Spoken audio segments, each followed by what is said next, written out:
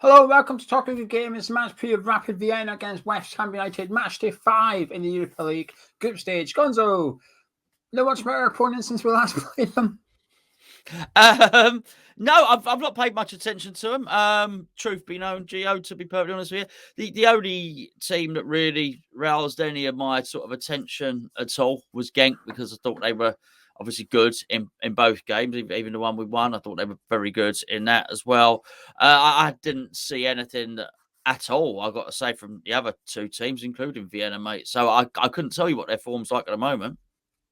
Yeah, completely agree. Their forms had a little bit of an upswing when we first played them. They were in really bad form. They crept up a couple of places in the league, won a couple of games recently in the league as well, but nothing too concerning. I had a little look at their strikers. They've all got 6 goals or 5 goals. There's 3 of them. One's got 5, another 2 got 6, but they haven't scored for 3 goals between the last 3 games. None of them have scored. So their form's a bit indifferent and nothing too concerning, I don't think, looking at it from paper. However, Gonzo, as for the Europa League, they're still bottom of the group, and they've got 3 points from 4 games so far. Big game for Vienna, really. If they want to, even if they want to get into Europa Conference League, they could probably do getting something out of this.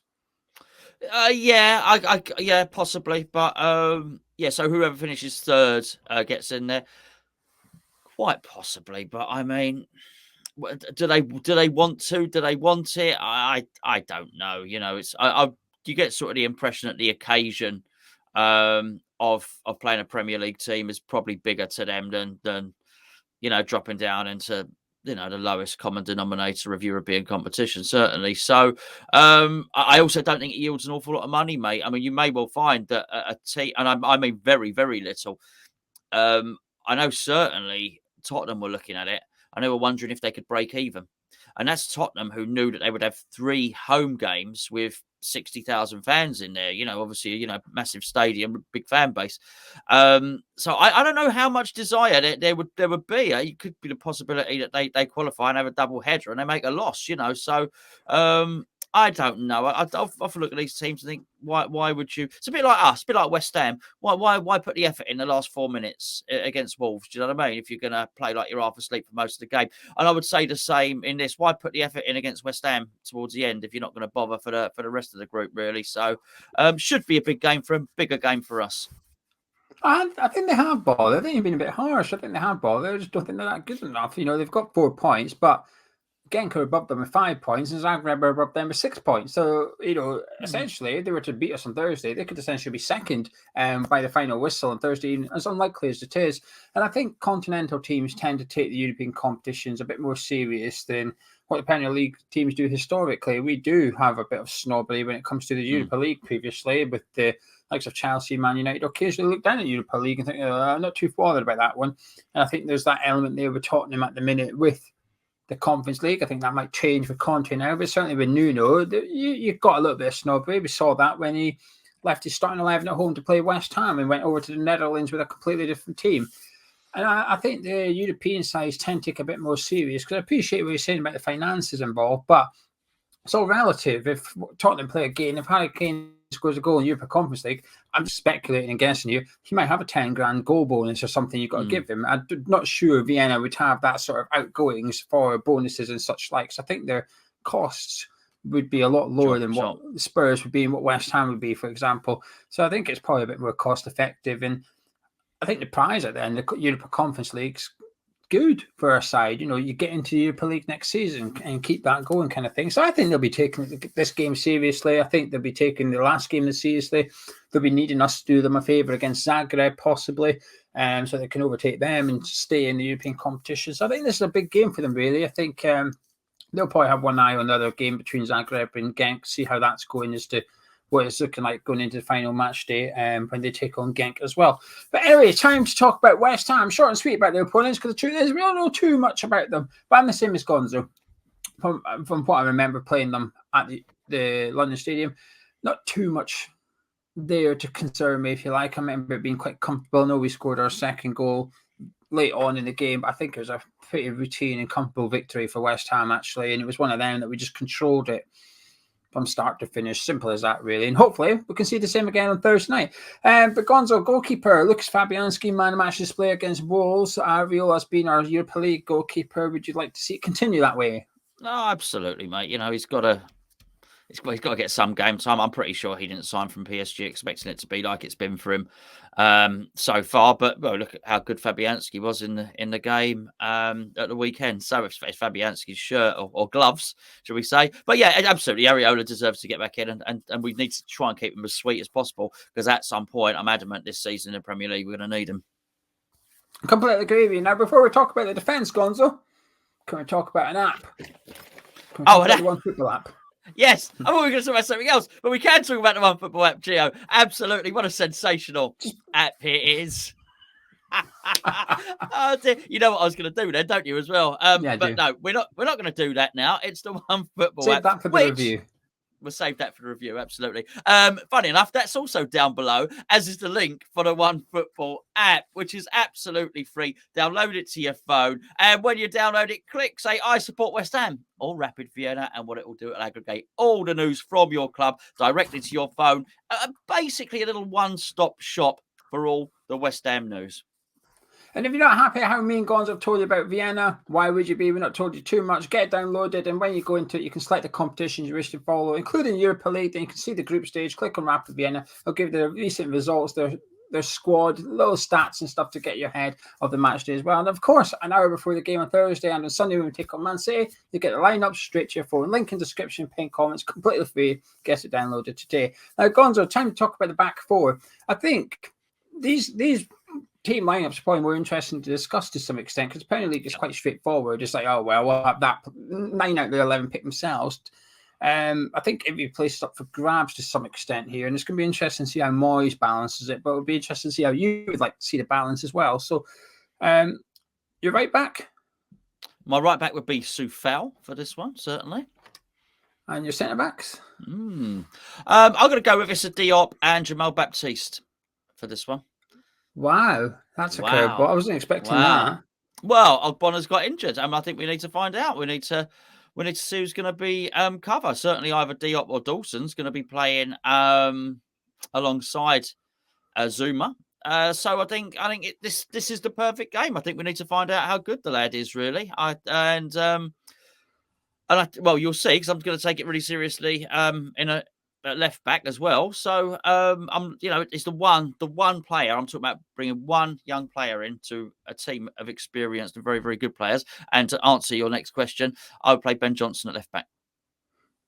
Yeah, Jamal Baptiste, I would like to see. I wouldn't be against it. I would go for Zuma and Diop, and the reason being, I'm testing them before the City game, because if they get through Thursday and they look good together, that's who I would like to see start against Manchester City. I think there's possibly a couple of shirts up for grabs after the Wolves game. And like I said, I think sometimes when you're on a winning streak, as we have been, it's hard for Moyes to make changes to the starting 11, because you're winning games. It's difficult to drop someone and put someone else in. So that one defeat, and it is just one defeat, and I'm not saying wholesale changes or anything like that, but what it does do is it gives Moyes an excuse to try something different against Man City. And I think the centre-back pairing is one of those things I wouldn't mind seeing sorted, because January is 5-6 weeks away. I think most fans feel we need a centre-back. We don't know what calibre of centre-back. Do we need a stopgap? Do we need someone like Phil Jones in on loan? Or do we need to be a bit more serious and really invest in someone 15 million or something and get a first-team centre-back in? We don't know yet. Everyone will have their own opinions, but I think it will vary. While everyone agree we need a centre-back, I think how much and what type of centre-back will vary across the fan base. And that's why I would like to see Zuma and Diop partner. My only worry is it's not a test, is it?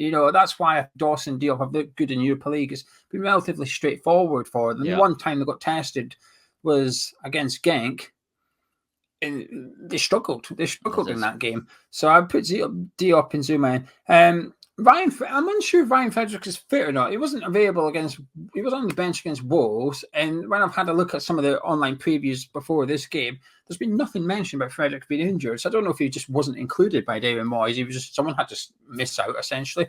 I'd put him left back, because I think it's important to keep him fresh and fit, if you like, and get him on the pitch a little bit. And In all honesty, Gonzo, I don't want to see Masuaku left back. So I don't want to Well, see him. clearly neither of us do.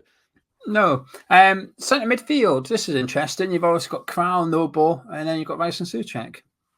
Yeah, absolutely. Unfortunately, I will play Kral and Noble in this one.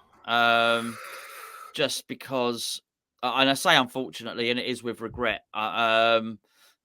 because Souček, I think, is probably knackered. I'm not sure Souček can do this one and Man City. And Rice just doesn't look well. I mean, it's a hell of a thing to assume that he looked that poorly the other day, and he can be better again within a handful of days. I'd rather him back fit and firing for Man City.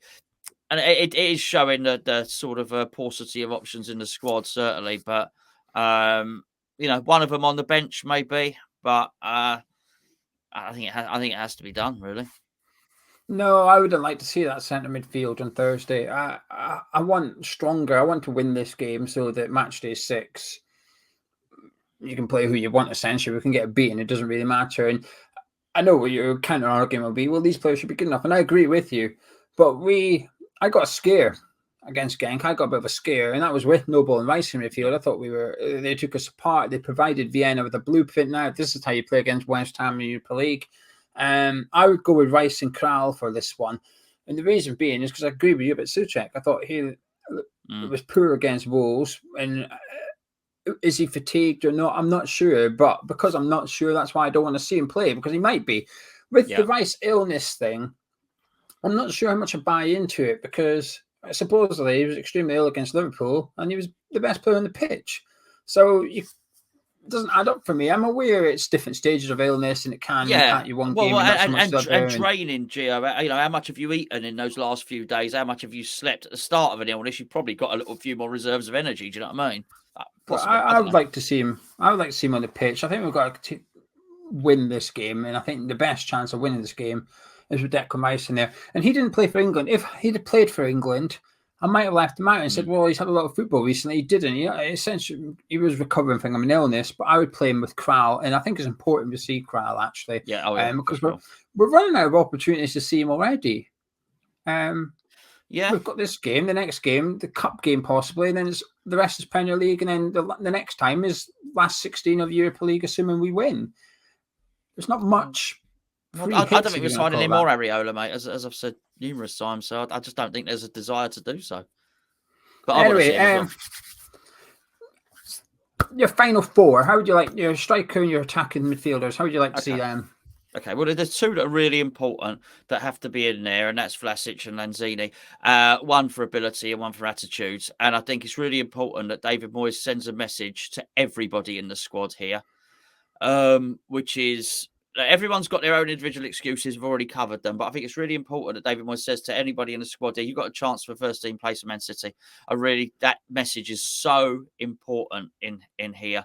And I feel particularly that message is important to Lanzini, because actually Moyes can look at him and think, whatever, the last 3 or 4 games, mate, whatever I've called upon you, you have not let me down. Not only that, you've been bloody excellent, actually, anytime I've seen you. So the nice thing for Lanzini is you could look at Lanzini and say, well, actually, there were 2 or 3 positions up for grabs. We'll deal. I did a video earlier. We'll deal with that in the preview for Man City, but I feel there'll be a formation change anyway. And because of that, I think there'll be some positions up for Lanzini. So it's not an audition, because I feel he's already passed his audition, but this is it. And the other thing is with Vlasic as well. It's really weird. I'm really impressed with Vlasic, actually, and not because the way I've seen him kick a football, funnily enough.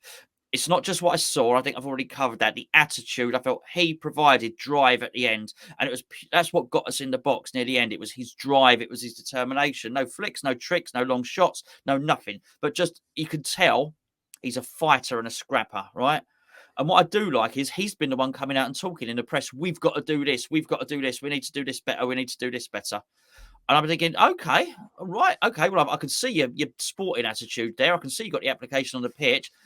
Actually, when you're off the pitch, you've got determination as well. You've got ambition. And I really like that. So I think it's really important that that's nurtured and that's harnessed the David Moyes system. I like what I'm seeing from you. I like that. I'm sure he's been scoring goals on the training pitch and doing stuff anyway. And just to give him the confidence to tap into something there. And I don't know whether it's I don't know whether it's Benrahma or it's Fornals or someone, but I feel for somebody just to feel either Vlasic or Lanzini, for someone to feel their places up for grabs. I feel that's important for Benrahma and Fornals. That Moyes says to them, you two ain't guaranteed to start against City, not by a long chalk. I would play Bowen as well in a game, and I would obviously Antonio ridiculously needs a rest. Unfortunately, I feel so. It would be Yarmolenko as well. So in answer, it'd be Lanzini, Vlasic, Bowen, Yarmolenko. I've got the same 4 players as you. When you said there's 2 absolute musts here, and then you went on to explain with Lanzini and Vlasic, I think there's 3. I think Yarmolenko's a must too, because we are going to rely on him. Against Wolves, we brought him off the bench to get us a goal. Well, it's important we do all we can to get his confidence up, get him on the score sheet on Thursday, hopefully, so that if we do rely on him again, which we will, he's got something behind him. He's got a bit of form about him at the minute, because when you stick a player on for 15 minutes in a Premier League game, it's hard. It's hard to get on and make an impression and score a goal in that. So we need to do right by him. Whether you like him or not as a player is irrelevant to this point as far as I'm concerned, because that is our second choice striker, whether you like him or not. We don't have an alternative. But that's why I'd also like to see Jared Bowen up front on Thursday, not Yarmolenko, because Yarmolenko looked good on the right in the Europa League. I think he's looked good there, where he can peel off defenders, where he's got a bit more room, he's got a bit more time, he can create as well as score.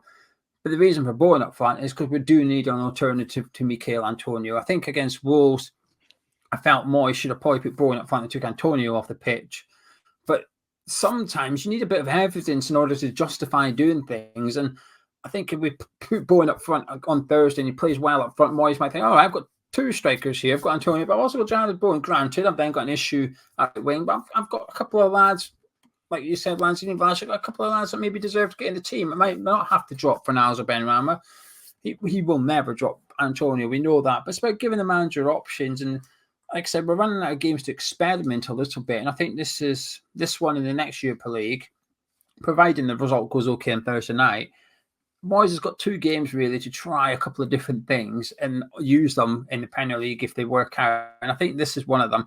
I agree with you about Vlasic and Lanzini. Like you said, we'll cover it in the Man City game, but I think I've almost decided I want to see one of these start against City. And you would like Moyes to almost have a face-off with them, say one of these are starting, who, not sure yet, but one of these are starting. I'll decide after Thursday night who's starting.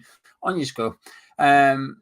There has to be, like you said, about sending a message, but it's also about encouraging your players, which is, these are not undroppable. We know Moyes will drop a centre-back if he has to. We've seen it with Balbuena, with Diop, with Dawson. He's taken them in, a couple of bad games, out the next ones. And we've seen that he'll change the centre-backs, but we now need to see that he'll change the attacking midfielders as well. And I think he will. I think the centre midfielders remain untouchable, but we can cope with that. They haven't done anything wrong. Massive game for West Ham, Gonzo. Oh, it is. I mean, this is a huge game. You know, we can guarantee last 16. We've had a little loss, a narrow defeat. Well, as I said when we did the play rates, I feel we defended really well. I thought, I thought Wolves had so much of the game, we defended well. But I feel, so there's a little dip maybe in club confidence after that. But I feel it's probably enough for David Moyes to read them the right act. I think there will be some tellings off, been happening this week.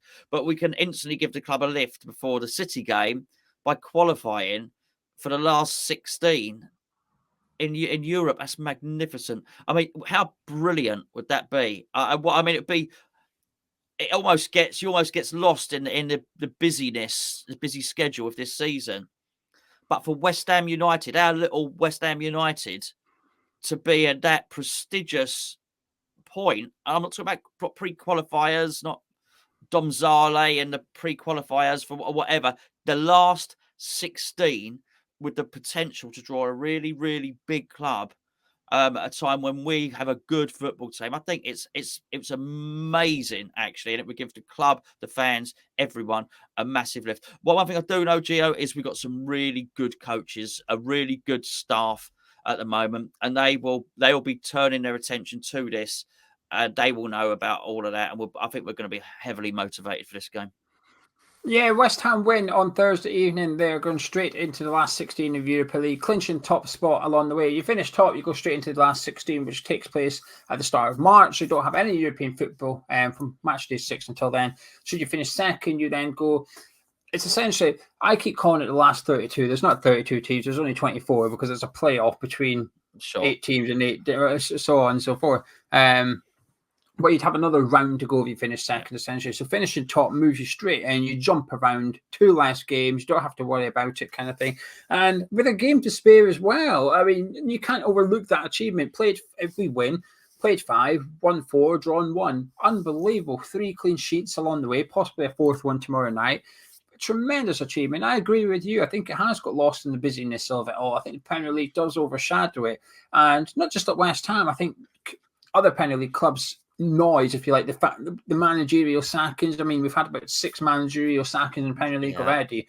All that's taken the attention away, not just off West Ham's campaign. If I was to ask Gonzo right now, how's Chelsea, Man U, Man City and Liverpool getting on their Champions League? He might tell me Liverpool's because we played them a couple of weeks ago, so he knew. But if I was to ask him how Man City or Chelsea are getting on the Champions League group stage, he probably wouldn't know, because there's so much stuff going on at the minute. We've got the Newcastle takeover, the managerial sack. There's been so much stuff happening.